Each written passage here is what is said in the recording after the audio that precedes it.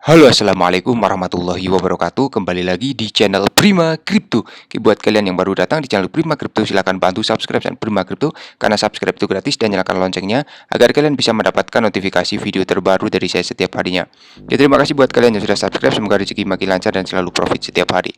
Buat kalian yang belum join channel Telegram, silahkan join melalui link yang ada di deskripsi di bawah video ini, teman-teman.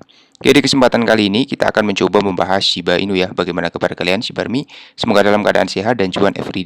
Hari ini untuk Shiba ada kenaikan teman-teman 4,54% data dari CoinMarketCap dan harga saat ini Rp0,17. Volume perdagangan dalam 24 jam terakhir ada penurunan 8% dan Shiba masih berada di peringkat ke-14 ya teman-teman, data dari CoinMarketCap. Sebelum kita bahas lebih lanjut mengenai Shiba, kita pantau dulu untuk hari ini. Global Crypto Market Cap naik 5,99%, BTC di angka 408 juta rupiah teman-teman, dan Ethereum 27.300, BNB masih di 4,8 juta rupiah teman-teman. Untuk BTC hari ini naik sangat-sangat tinggi teman-teman ya, dan sudah capai di 400 juta lagi ya dalam 7 hari terakhir. Dia naik kurang lebih 14% teman-teman. Selamat buat kalian yang sudah take profit ya. Jadi silahkan take profit dulu aja teman-teman ya. Oke, kemudian di sini ada berita menarik ya. Jadi untuk Binance membawa pembayaran Shiba ke Kolombia teman-teman. Jadi Kolombia adalah negara Amerika Latin ketiga yang menyambut produk tersebut dalam beberapa bulan. Jadi Binance, bursa terbesar dunia, telah meluncurkan kartu prabayar yang berfokus pada kripto di Kolombia, dan produk tersebut akan memungkinkan penduduk Kolombia untuk membayar barang dan jasa mereka menggunakan Shiba dan 11 aset kripto lainnya, kemudian didukung oleh kartu tersebut. Kemudian pertukaran mengungkapkan perkembangan dalam tweet baru-baru ini mencatat bahwa Kolombia akan menjadi negara Amerika Latin ketiga yang menerima produk tersebut setelah peluncuran di Argentina dan Brazil. Menurut pengumuman resmi Binance, kartu prabayar menawarkan fitur yang memungkinkan pengguna untuk secara instan mengonversi aset yang didukung teman-teman, termasuk Shiba, dan menjadi mata uang fiat di terminal titik penjualan manapun dan tempat kartu diterima. Ini berarti penduduk Kolombia dapat dengan mudah memanfaatkan Shiba dan mata uang kripto lainnya untuk melakukan pembelian di lebih dari 90 juta pedagang, baik online maupun di toko yang lainnya teman-teman. Jadi selain itu, pengumuman tersebut mengungkapkan bahwa Movi, sumber pembayaran keuangan digital terkenal yang berbasis di Kolombia, akan bertanggung jawab untuk menerbitkan kartu tersebut, dan Binance juga mencatat bahwa tidak ada biaya yang dikenakan untuk penarikan ATM, kemudian pembelian yang memenuhi syarat akan memiliki fitur cashback 8%. Kami percaya bahwa peluncuran Binance Card dan akan mendorong adopsi kripto yang lebih luas di kalangan masyarakat Kolombia, teman-teman. Berkontribusi pada pengembangan blockchain dan ekosistem kripto di negara tersebut, kata Daniel Ocasta. Jadi ingatlah bahwa Binance menambahkan Shiba ke dalam daftar aset yang didukung untuk kartu tersebut pada Agustus 2022. Langkah ini secara signifikan memperluas jangkauan Shiba dalam hal pembayaran dan terus memberikan dampak positif karena pembayaran Shiba mengalami pertumbuhan yang signifikan. Baru-baru ini laporan mengungkapkan bahwa Newegg, salah satu pengecer elektronik teratas di Amerika, ingin mulai menerima pembayaran Shiba di platformnya teman-teman. Kemudian Gucci dan Co. Travala adalah beberapa entitas terkemuka yang telah mengintegrasikan pembayaran Shiba.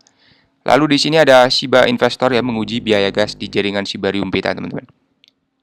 Jadi Shibarium Beta diluncurkan pada Sabtu 11 Maret memberikan wawasan kepada pengguna tentang fungsionalitas jaringan.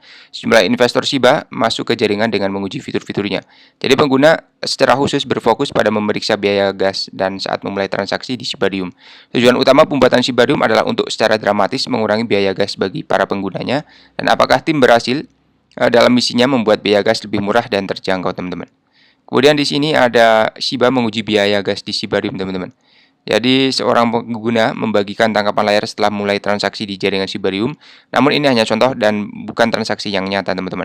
Karena mainnet belum dirilis ya untuk berfungsi penuh. Jadi seorang pengguna membagikan transaksi dummy di Shibarium Beta menyoroti biaya gas yang diperlukan untuk memulai transaksi. Jadi menurut contoh baru-baru ini dari seorang pengguna, biaya gas terlihat lebih murah dari yang dibayangkan sebelumnya, teman-teman. Kemudian selain itu, transaksi dummy jaringan Shibarium Beta dikonfirmasi dalam 5,02 detik ya, nilai transaksi 0,1 bon. Keseluruhan biaya transaksi biaya di sekitar ini, dan itu kira-kira sekitar 0,0003 dolar ya digunakan sebagai biaya gas jaringan Shibarium. Kemudian untuk Shibarium Beta belum menjelaskan mekanisme portal pembakaran, oleh karena itu tidak diketahui berapa banyak token yang dapat dihapus Shibarium dari peredaran setelah peluncuran mainnet. Namun untuk perkirakan hipotesis yang diberikan pada moderator perselisihan, ini tentang luka bakar, menurut estimasi hipotesisnya sekitar 111 token ya yang dibakar setiap tahun melalui Shibarium dan Shiba Swap, teman-teman. Kemudian ada Vitalik Buterin mentransfer kurang lebih 700 Ethereum ke dua alamat berbeda dan membeli USDC. Co-founder Ethereum Vitalik Buterin baru-baru ini mengirim 200 Ethereum sekitar 350 ribu dolar ya pada penilaian saat ini dan ke alamat milik pertukaran kripto Kraken 500 Ethereum, lebih dari 875 ribu dolar ya ke Reflexer Protocol. Seperti yang diungkapkan oleh platform analitik Etherscan, Buterin mentransfer kurang lebih 200 Ethereum ke dompet milik Kraken. Hingga tulisan ini dibuat yang masih belum jelas mengapa sih dia melakukan transaksi. Kemudian Pixel Art alamat berlabel Vitalik telah mendepositkan kurang lebih 500 Ethereum di Reflexer untuk mencetak 150.000 RAI dan menukar 132.000 RAI dengan 378.000 USDC. Awalnya Buterin mentransfer kurang lebih 200 Ethereum ke DeFi dan kemudian mengirim sisanya, teman-teman. Jadi data dari Etherscan mengungkapkan bahwa dia membayar lebih dari $200 untuk menyelesaikan transaksi. Kemudian Circle sebagaimana disyaratkan oleh undang-undang dan di bawah peraturan transmisi uang dengan nilai tersimpan akan berdiri di belakang USDC, kemudian menutupi kekurangan apapun yang menggunakan sumber daya perusahaan dan melibatkan modal eksternal jika perlu, teman-teman. Lalu valuasi USDC stabil di hari-hari berikutnya dan saat melayang di sekitar $1, tepat seperti target harganya, teman-teman ya. Di sini ada BTC menembus $26.000 karena inflasi Amerika Serikat melambat menjadi 6% di bulan Februari.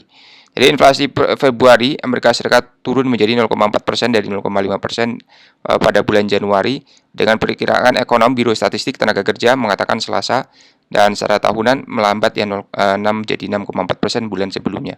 Kemudian tingkat inflasi yang menghapus biaya makanan dan energi meningkat lebih dari perkiraan menjadi 0,5% di bulan Februari dibandingkan 0,4% di bulan Januari.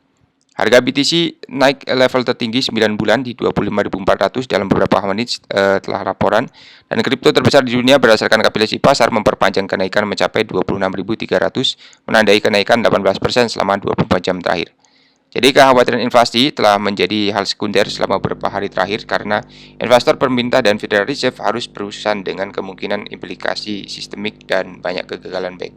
Dari kurang dari 1 minggu yang lalu, para pedagang telah bertaruh bahwa Fed akan menaikkan suku bunga dan acuan sebesar 50 basis poin pertemuan bulan Maret, menyusul keruntuhan Silicon Valley Bank pada hari Jumat dan penutupan signatur selama akhir pekan.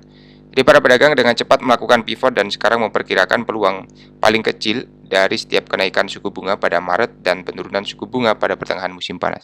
Oke, jadi seperti itu saja untuk pembahasan kali ini. Buat teman semua yang belum subscribe, silahkan bantu subscribe karena subscribe itu gratis, dan nyalakan loncengnya agar kalian bisa dapat notifikasi video terbaru dari saya setiap hari. Terima kasih sudah menonton video ini. Jika bermanfaat, sampai jumpa di video selanjutnya. Wassalamualaikum warahmatullahi wabarakatuh. Salam profit, teman-teman.